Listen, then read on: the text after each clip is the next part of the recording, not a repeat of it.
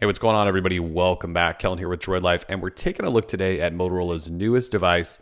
This is the Moto E. So it was announced last night. It's another device like the Moto G that's built for emerging markets. It's supposed to be ultra affordable, and it is. It's $129 without a contract, comes in white or black, and you can buy it either on Motorola's store or from Amazon today. So yeah, announced last night. It's available today. Crazy affordable. So if we open this up here, you can see I've got the white model. Again, it comes in white or black.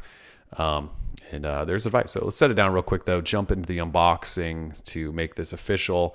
And really all you get in here is a charger. And it's not a USB cord with an adapter. It's just a charger, but it is micro USB. And then you have some guides in here as well. Quick start guides, stuff like that on, how to use features. That's pretty much it for the box. It's really simple. So here you go. Let's power this bad boy on. And while that's happening, let's talk specs. So you've got a 4.3-inch QHD display. That's little Q, not big Q, which is 540 by 960 resolution, 256 pixels per inch. And there is also Corning's Gorilla Glass 3 on there, so it should be plenty sturdy. You have a 1.2 gigahertz dual-core Snapdragon 200 processor on the inside. You have 1 gig of RAM. And then on the back side, you have a 1980 milliamp hour battery, which can apparently last up to 24 hours, according to Motorola. You have global GSM capabilities, so it should work all over the place. You have a 5 megapixel camera on the back side. See that there. You'll notice there is not a camera on the front, so no front-facing camera, probably a cost-reducing measure there. You have 4 gigabytes of internal storage. You also have micro SD card support with support up to 32 gigabyte cards. So you have some expansion there. You have Bluetooth 4.0, Wi-Fi, and that's pretty much it. So actually, let's jump in the back here. So you can remove these backs, and this is one of the selling points here. They call them Motorola shells, by the way. But between the black and white model and the number of shells that are available, there's up to 20 color combinations, I believe. So you can see the shell here. You can buy these on Motorola's store. They come off pretty easily. Once you take that off, though, you'll notice the battery is non-removable. So again, that's 1980 milliamp hours. It's non-removable. You do have SIM and micro SD slots right here, though. So slap a SIM in, take it anywhere you want, basically with GSM, and then micro SD up to 32 gigabyte cards. So you've got some expansion there. You can definitely load this bad boy up with plenty of 5 megapixel shots. So got this all sealed up. Let's take a tour. Headphone jack up top and noise canceling mic. You do have your 5 megapixel camera again on the back. And then it also does have the little dimple, which we loved so much from the Moto X and couldn't stop talking about. On the right side is your power lock switch and volume rocker. If we flip it over here, you have nothing on the other side. It's completely smooth. On the bottom is your micro USB charging port. You'll notice there's no mic there, so I'm going to assume the mic is embedded under this metal sort of band here.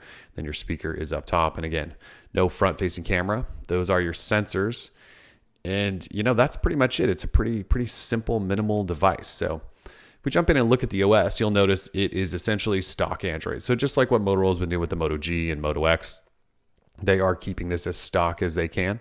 It is running Android 4.4.2, so latest version of KitKat, and Motorola is promising plenty of updates going forward.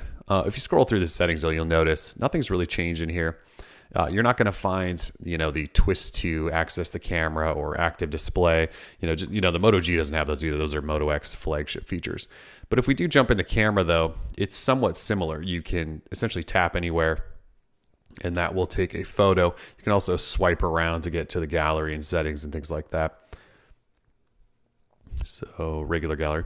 And so in that sense, it acts just like the Moto X or Moto G.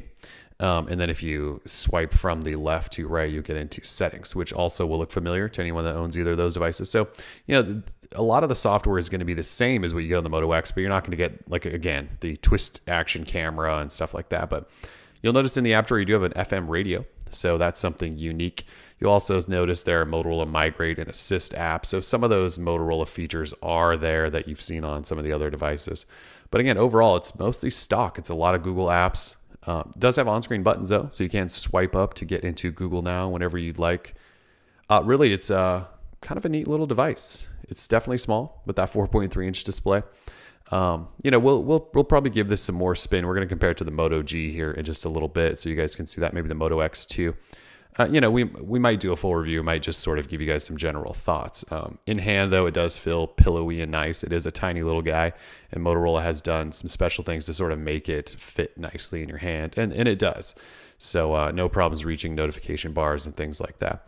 But overall, again, this is the Moto E. It's for emerging markets. It's incredibly affordable, $129, available on Motorola and Amazon already.